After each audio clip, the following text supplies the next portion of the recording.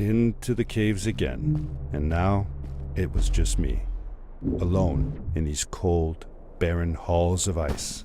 But Fred had been here, and now I could feel it. I was getting close. Something wasn't right. The grapple device's energy beam was somehow reflected off of the ice, and I couldn't get a grip. I had to look for areas where the ice was not so thick. This was going to be a challenge. Well, come on in, everyone.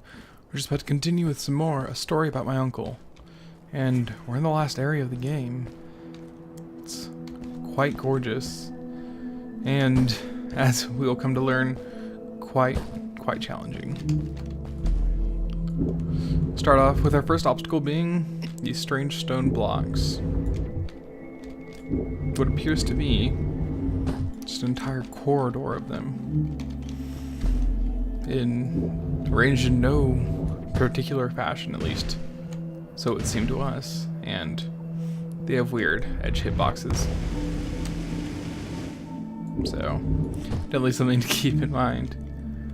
But just strangely floating in this curious place. Excuse you. Ah, dang it.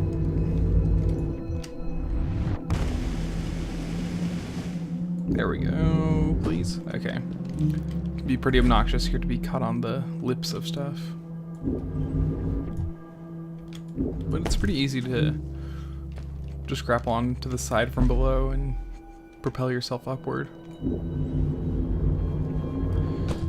But right now, it's a pretty clear-cut objective, just, not exactly straightforward.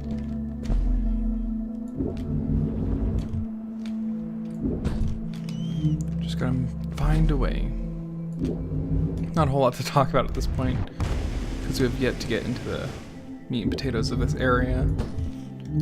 Because here, there's plenty of stuff to grapple. Part of me block. But I think I should be able to make it from here. The ground, I don't believe, is that icy. Now we can grab onto it. And while the game clearly wants us to do something with this, something more important back here. The first reading in this area. This area is definitely something when it comes to finding all the readings. There are a couple that are easy, and a couple that are pretty rude.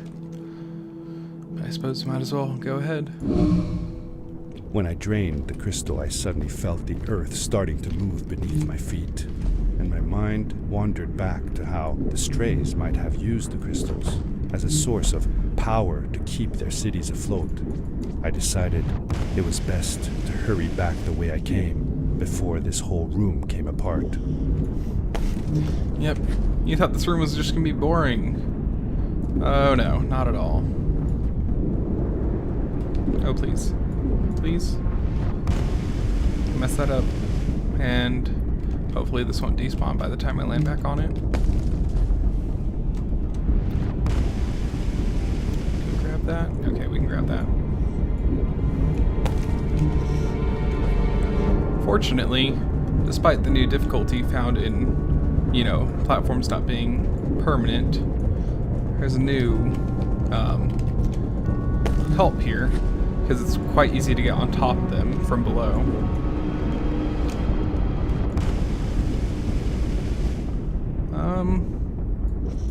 Please don't mess me up. Okay, that was close. Closer than I'd like to admit.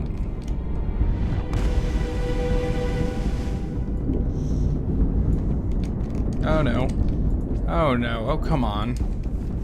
Of course, at the very end, I bump my head. I won't make you sit through all this again.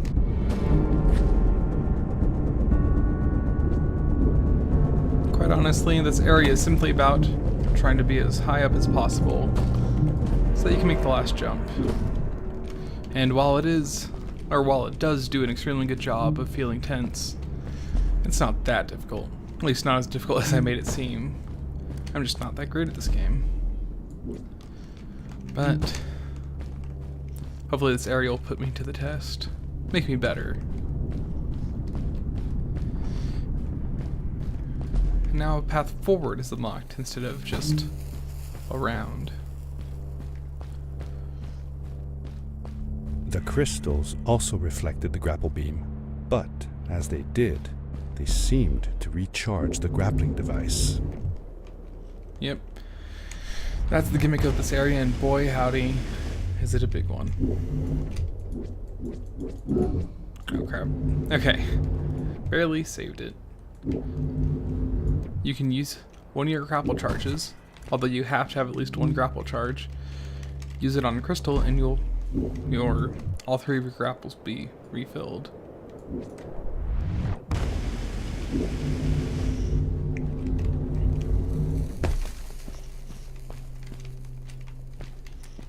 Here we find a tally mark for 9, pointing over here. If I can find a translation of this, I'll try my best to, but I can't exactly read it. If I can find a translation, then I'll put it on screen.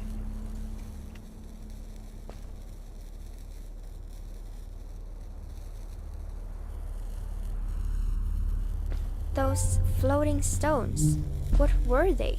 I'm not sure.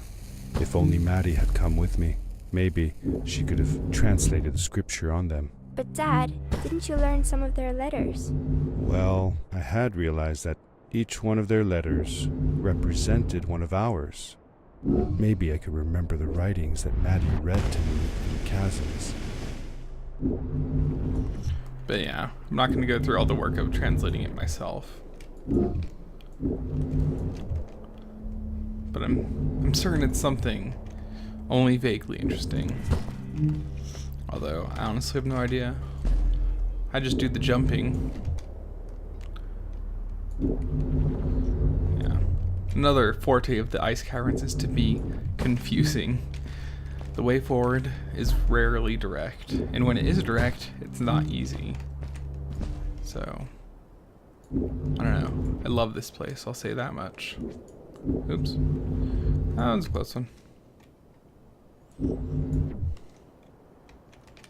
And I think I can land on that.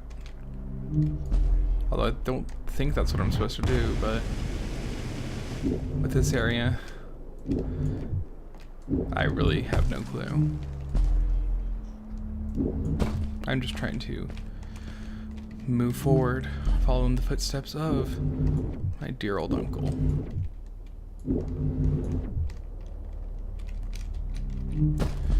But I don't know. It's just one of those things where it's ironic nature, where the most beautiful stuff, some of the most beautiful stuff in nature, is also some of the most dangerous and deadly. Mother Nature can be cruel like that.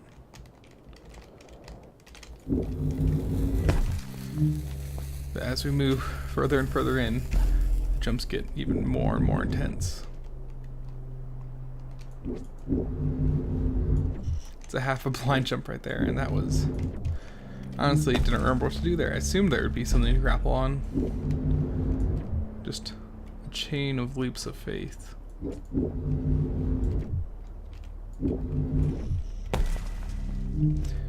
This part's really interesting because we're trying to get down there, but there's like a few paths you can take. Okay, I'm going to interrupt myself here because at this point where I pointed out how there's the two or a couple differing paths, I missed something. I missed the very last of the collectibles, and also really interesting strange symbol.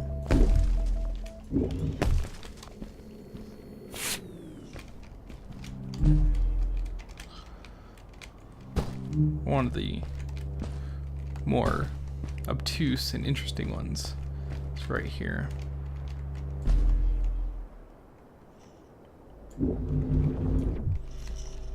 Go from below and make it down here where we are aiming for. Or I suppose technically we're aiming for up here. But it was close enough.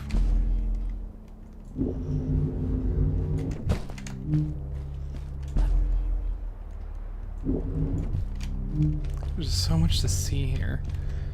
It's both. I keep going back to the whole scary, but I don't know. One thing I've noticed across a lot of video games is a lot of similarities between final areas. This one breaks a few of those cliches, at least in my eyes. First of all, I've noticed a lot of final areas are coated in orange. Just a deep, intimidating, evil orange. Happens a lot in... well, I noticed a lot in PlayStation 2 games, which I played a lot as a kid. So... the best example I have is Ratchet and Clank, because that happens in the first one, and I know the first and the third one. Don't remember if it happens in the second one. Yeah, the second one's orange. Or at least orange tinted. And it's just some sort of intimidation, and oops. I could have saved myself. Oops. Yeah, I don't know if it's just me, but in this area it tends to be a lot of times when I try to leap and I jump. Maybe it's just in my head. I don't have enough forward momentum. I should have grabbed that anyways, despite not feeling like I needed to.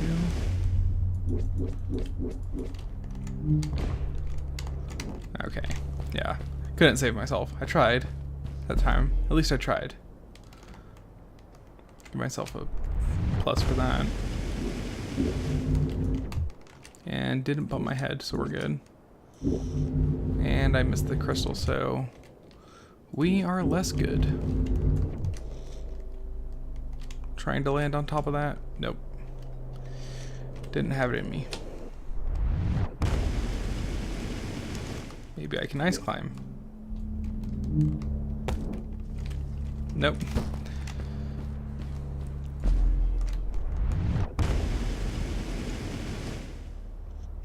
Maybe... because I want a lot of forward momentum going off of that. And I got that crystal, so... I don't mean to jinx it, but I think we're good here. Oops. I think I... nope. I made it fine, but I did let go a little early there.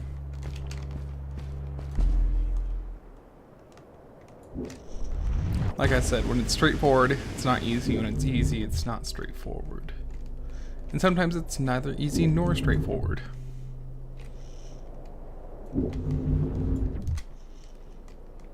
Case in point. I landed hard and felt the impact vibrate through my body. The suit had protected me, but it was in bad shape. The rocket boots were worst off. The crash had ruined the functionality completely. I knew that if I stayed here to fix them, I would probably freeze to death. I had no other choice than to press on. And a double blind jump immediately following that. Of course, the game takes away our safety net. Has to be mean immediately afterwards. So here, we get a verticality test as opposed to, you know, as opposed to traveling horizontally great distances. They're seeing how patient we can be in traveling upwards without our rocket boots. Double tapping space no longer does anything. Or at least pressing space the second time definitely does nothing, and it can be a pain because nothing can be gripped but the floors on these platforms, so that's the only thing you can grab onto to save yourself. So when you fall and you're kind of low down, then you lose a lot of ground. Because either, you know, you can't save yourself or you have to grapple below you to make it anywhere. But as you get higher up, there's more places and more opportunities to save yourself. And a lot of these jumps could be made by just jumping and letting yourself fall, but it's a lot faster if you grapple down after every jump. Where are we going? Here we are. Yeah, this place. A little cryptic. Or, you know, a lot cryptic. Definitely feel a lot more vulnerable without the safety net for rocket boots. It's a shame because I was, you know, just starting to like them, or just starting to, you know, get the most out of them. But now the game says no. And I'm trying to remember where exactly we are, because I think there's a collectible around here. Unless I'm thinking of a different area. No. I was pretty sure it was in here. Oops. Maybe it's another part of in here.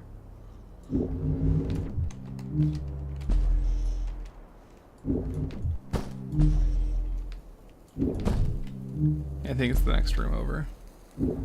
Or I hope it's the next room over. Ah, dang it.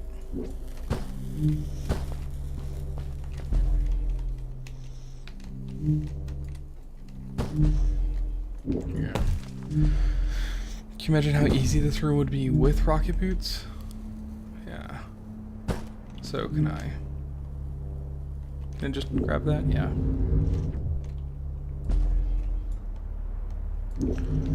But alas, this last area is not going to go easy on us. And that's fair. That's fair. You do you, game. I'm not gonna judge you on challenging me here, but there's a challenge a little bit later that is a little less than fair. Thankfully it's optional, but it's also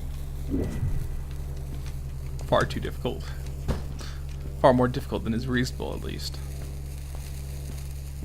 And I don't know, I'll address that when we get there. Although I believe that'll be at the start of the next episode, because this place is big. And here's what I was after. I knew there was a story item somewhere around here. How could Fred leave stuff behind everywhere? How much was he carrying? As I remember it, Fred wasn't that good at keeping track of all his things. Like you. Hey, it's not like you're any better. Sorry. Anyway, Fred counted on losing a few things on each of his journeys. He always brought more stuff than he needed. For a paddling trip we had, he brought so many life jackets, we could barely fit ourselves in the canoes. Isn't it hard to lose track of a life jacket if you're wearing it? Good point. I guess he didn't really think of that. And of course, I bumped my head. But yeah, here, bumping your head is actually a great way to lose progress, as opposed to a minor inconvenience when having the rocket boots. If you can't tell by how I'm talking, I miss my rocket boots.